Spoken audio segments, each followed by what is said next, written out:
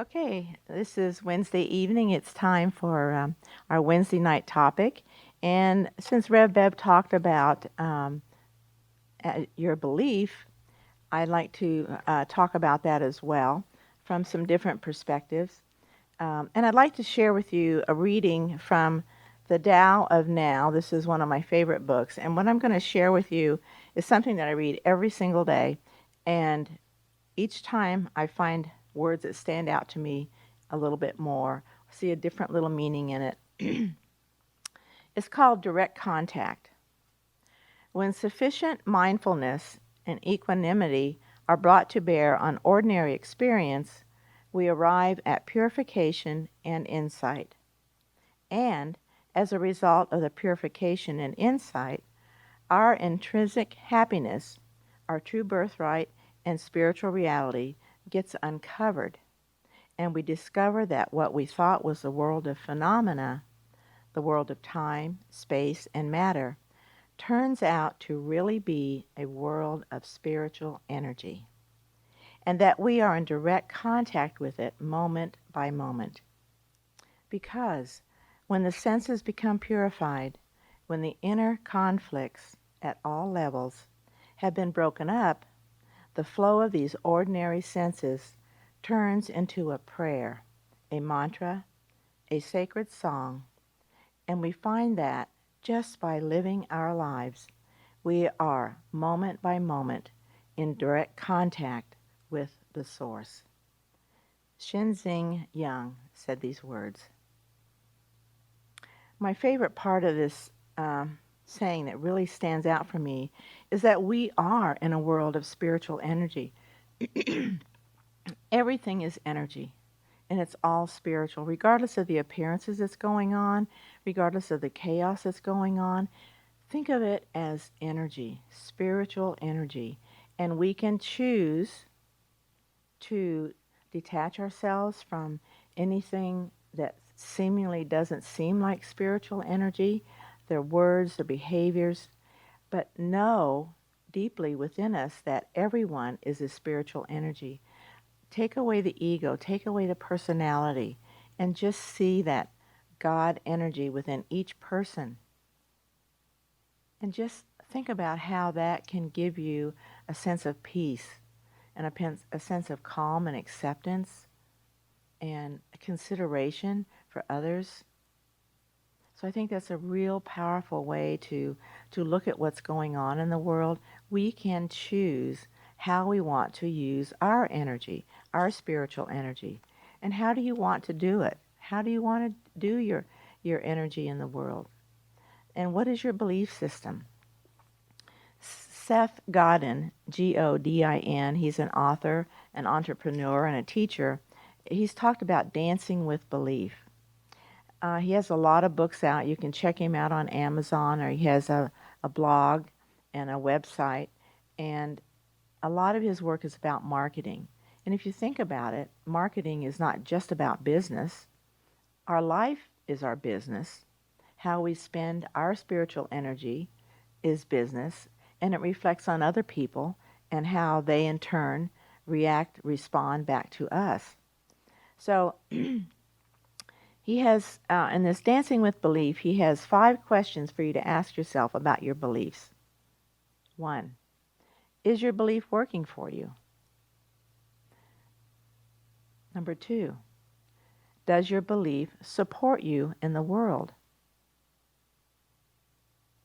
Number 3. Is the belief actually true? Number 4. Does the belief meet your needs? And number 5, what would it take for you to change your mind?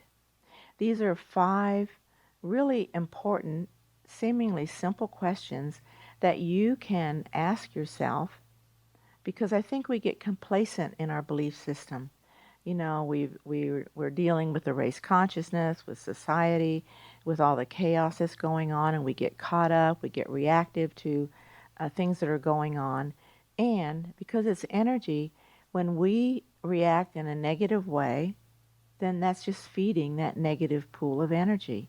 It's so important for us in this world today, to know that we are that light and that we can be that light that's at the end of the tunnel, and that we're at the end of the tunnel right now, even though it may not seem like it. We are there.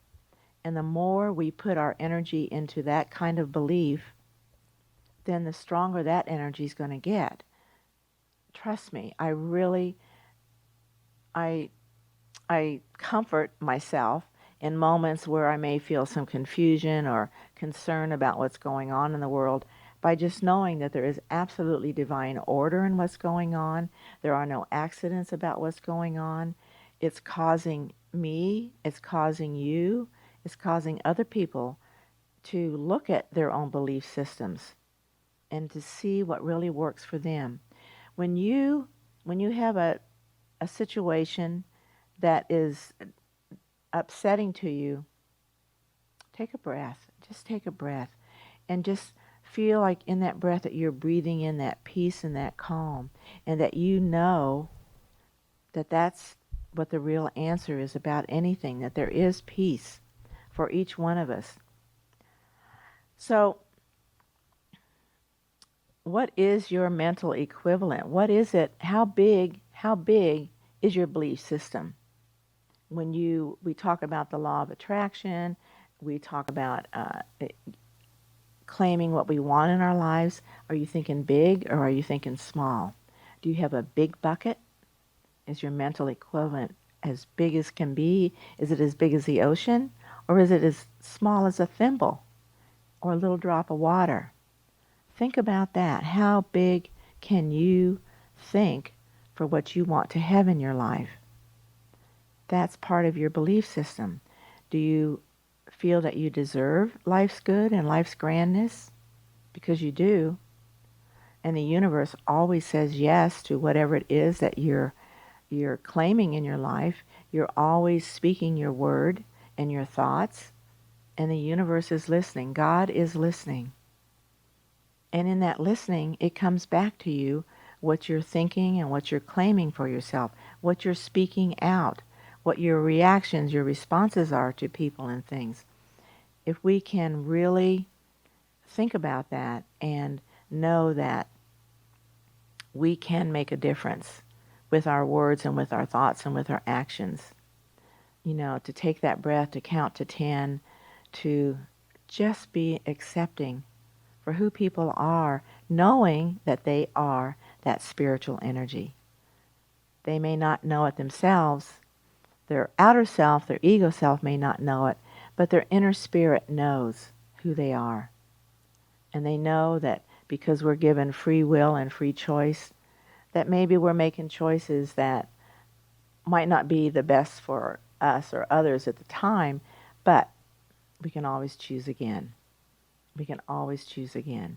We're all on this path, and we're all taking different ways of doing things, but in the long run, we all will come together. I absolutely know that we're all going to come together in this drama that the world is playing out right now, and we get to be part of the actors in it. So it's important it's important, like I said in this reading, that it's all spiritual energy. If we can stay in that way of thinking instead of thinking about the drama and everything else that's going on, then things can work in a better place.